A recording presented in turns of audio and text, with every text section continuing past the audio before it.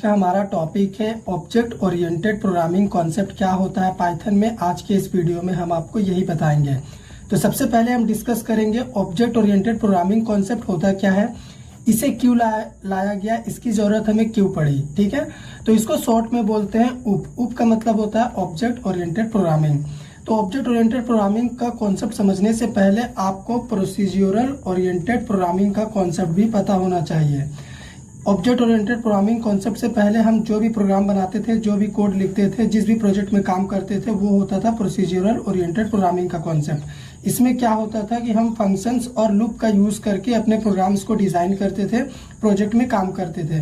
तो इसमें दिक्कत क्या होता था कि जब हम बड़े बड़े प्रोजेक्ट्स में काम करते थे तो हम डेटा को यानी वेरिएबल्स को, फंक्शंस को कंबाइंड नहीं कर पाते थे और इजीली कोड को मैनिपुलेट नहीं कर पाते थे। ठीक है, इसीलिए इसी प्रॉब्लम के सॉर्ट आउट करने के लिए ऑब्जेक्ट ओरिएंटेड प्रोग्रामिंग का कॉन्सेप्ट लाया गया, जिसमें हम पूरी तरह से ऑब्जेक्ट के साथ डील करते हैं। हमारे पास क्लास होता है जो कि वेरिएबल्स और फंक्शंस को एक साथ कंबाइंड करता है, फिर ऑब्जेक्ट के थ्रू हम उन्हें एक्सेस कर लेते हैं। तो चलिए समझते हैं ये ऑब्जेक्ट ओरिएंटेड प्रोग्रामिंग का कॉन्सेप्ट क्या है। ये एक अप्रोच है, ठीक है, क्लास और ऑब्जेक्ट से डील करने के लिए, यानी पूरी तरह से क्लास और ऑब्जेक्ट पे ये बेस्ड होता है ऑब्जेक्ट ओरिएंटेड प्रोग्रामिंग का कॉन्सेप्ट, जिसमें हम क्लास भी डिफाइन करते हैं, हमारे पास ऑब्जेक्ट्स भी होता है। ठीक है, सिंपल लैंग्वेज में अगर मैं कहूँ तो ये एक तरह का मेथड है जो कि रियल वर्ल्ड एंटिटी को रिप्रेजेंट करता है प्रोग्रामिंग लैंग्वेज में।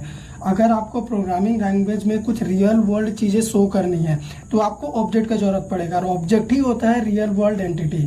ठीक है, तो ऑब्जेक्ट ओरिएंटेड प्रोग्रामिंग कॉन्सेप्ट लाने का सिंपल सा रीजन था ताकि हम डेटा को यानी वेरिएबल्स को और फंक्शंस को एक साथ कंबाइन कर सके और बड़े बड़े प्रोजेक्ट्स में कोड को इजीली मैनिपुलेट करके काम कर सके। ठीक है, यही मेन पर्पस था ऑब्जेक्ट ओरिएंटेड प्रोग्रामिंग के कॉन्सेप्ट को लाने का।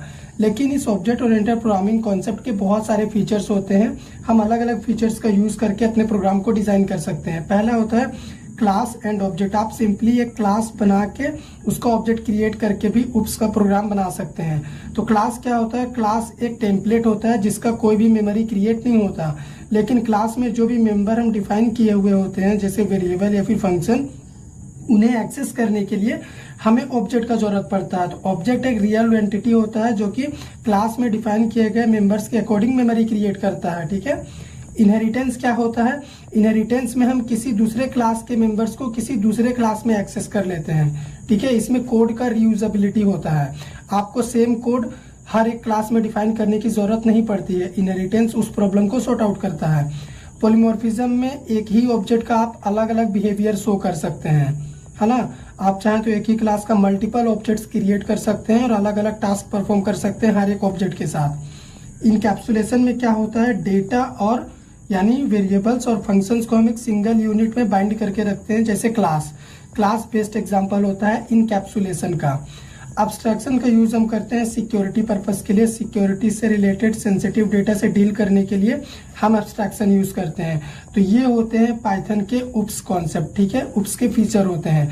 तो आने वाले वीडियो लेक्चर्स में हम इन्हीं को क्या करेंगे, डिटेल्स में कवर करेंगे। तो इस वाले वीडियो में इतना ही। अगर आपको हमारा ये वीडियो पसंद आया हो तो लाइक करिए, शेयर करिए, चैनल पे नए हैं सब्सक्राइब कर दीजिए।